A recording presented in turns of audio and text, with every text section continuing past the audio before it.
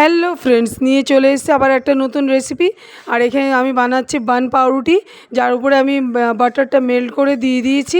এবার এটা চলে যাবে মাইক্রোওভেনে বেক হতে। যে বেকটা আমি করিনি, সেটা করেছে দাদা, কেন আমার এখনও শেখা হয়নি এটাতে। তা আস্তে আস্তে ভাবছি শিখে নেবো। আর এখানে তো পাউরুটিটা বেক হচ্ছে, আর ওখানে আমি বানাচ্ছি টেংরির জুস। কেন কি দাদার সেই শরীরটা খুবই খারাপ ছিল, ওইখানে আমি টেংরির জুসটা রেডি করছি। টেংরির জুস খেয়ে দাদা যে কি খুশি হয়েছে, আপনাদের এক্সপ্রেশনটা আমি দেখাবো। আর এখানে তার মধ্যে আমার পাউরুটিটা বেক হচ্ছে, দেখুন বেক হচ্ছে, বসিয়ে দিয়েছি।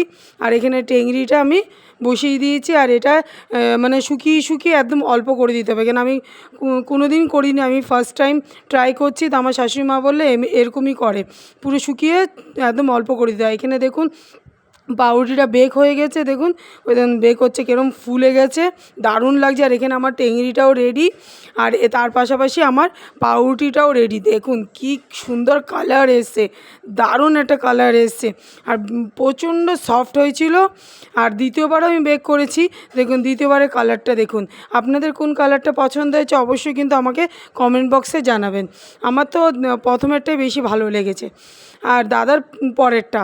আর এই যে দেখুন আবার কেক বসিয়ে দিয়েছি আমি, এখানে ছোটো মোল্ডে বসিয়েছি, আর বড় একটা আমি বাটিতে, মানে অ্যালুমিনিয়াম বাটিতেই বসিয়েছি।